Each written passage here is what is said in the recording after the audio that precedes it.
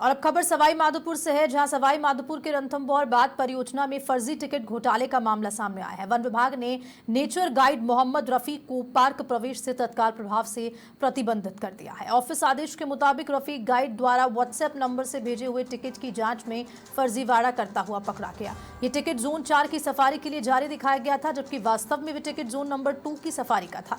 जांच में पाया गया कि टिकट की दिनांक और जोन को एडिट कर विभाग को गुमराह करने व पार्क की छवि धूमिल करने का प्रयास किया गया है। पूर्व में भी फेक गाइड द्वारा विदेशी पर्यटकों को फर्जी टिकट के माध्यम से प्रवेश कराने का मामला दर्ज हो चुका है। जांच पूरी होने तक रफीक गाइड का पार्क में प्रवेश प्रतिबंधित रहेगा। और साथ ही साथ बात करें तो वन रक्षक नीतू चौधरी को मामले की एफआईआर दर्ज करने के लिए भी निर्देशित किया गया है।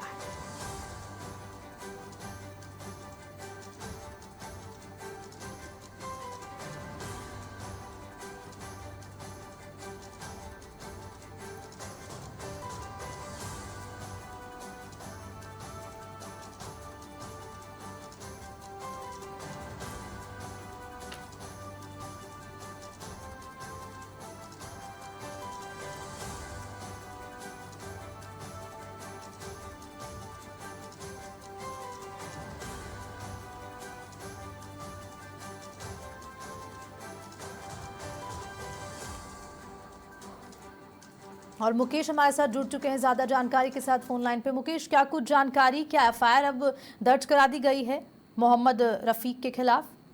ये अभी आज का मामला है। एफआईआर दर्ज कराने के अभी तो सिर्फ निर्देश दिए हैं और मामले की जांच की गई है, जिसमें पर्यटन डीएफओ प्रमोद कुमार जाखड़ ने ये आदेश जारी किए हैं इनको प्रतिबंध करने के लिए। और मुकेश, क्या इस गाइड रफीक के अलावा कोई और भी ऐसे गाइड हैं? क्या अब कोई ऐसी जांच कमेटी बनाई गई है कि इस तरह के जो फेक गाइड्स हैं उनका और पता लग सके? कई इस तरह के मामले रणथंभौर में बार बार मीडिया के सामने आए हैं और जिनमें जांच कमेटी बनाकर कार्रवाई भी की गई है।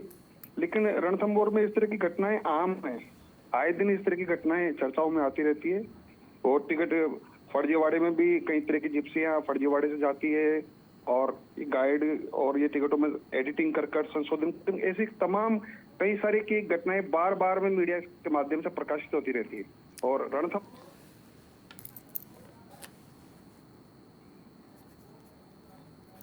और हमारे साथ डीएफओ प्रमोद जाखड़ जी जुड़ चुके हैं फोन लाइन पे ज्यादा जानकारी के साथ। प्रमोद जी, बहुत स्वागत है आपका समाचार प्लस पे। जी नमस्कार। सर, जो ये गाइड मोहम्मद रफीक और ऐसे ही कई गाइड हैं जो ये फेक गाइड बन के टिकट में फर्जीवाड़ा हुआ या कई तरह के फर्जीवाड़े करते हुए सामने आते हैं और इसके लिए पहले टीम्स का गठन भी किया गया है, किस तरह का एक्शन इन पे लिया जाता है? अभी वर्तमान में हमने उनको पार्क से प्रतिबंधित किया गया है, पार्क प्रवेश से, और अभी एफआईआर दर्ज करवाने की कार्रवाई प्रगतिरत है। इसके मतलब संबंधित जो इन्वेस्टिगेटिंग ऑफिसर है उसकी जांच कर रहे हैं और इस तरह के कोई भी प्रकरण यदि सामने आते हैं तो तुरंत कार्रवाई की जाएगी।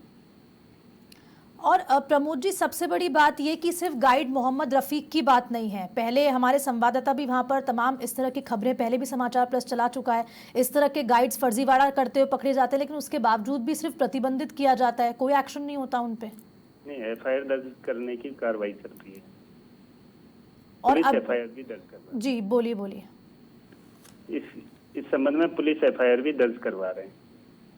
और सर, फिर एफआईआर के बाद एडिटिंग करना, क्योंकि जैसा कि आपको भी जानकारी होगी, हमने सभी गेटों पर स्कैनर मशीन लगा दी है, तो अंदर पार्क में प्रवेश करना तो संभव नहीं है अभी, क्योंकि सभी स्कैनर मशीन में सारी डिटेल है जो अपडेटेड रहती है और उसमें फोटो आईडी के साथ में हम आईडी नंबर भी चेक कर सकते हैं, उसका नाम चेक कर सकते हैं। तो एडिटिंग है जो करके भी यदि कोई पार्क में ले जाता है तो पकड़ा जाएगा। ठीक है सर, बहुत शुक्रिया जानकारी देने के लिए। उम्मीद करते हैं कि इस तरह का फर्जीवाड़ा फिर से सामने ना आए। तो गाइड मोहम्मद रफीक पर फिलहाल प्रतिबंध लगा दिया गया है, एंट्री पे प्रतिबंध है और उसके बाद जो नीतू चौधरी हैं उनको निर्देशित भी कर दिया गया है कि इस पर एफआईआर की जाए।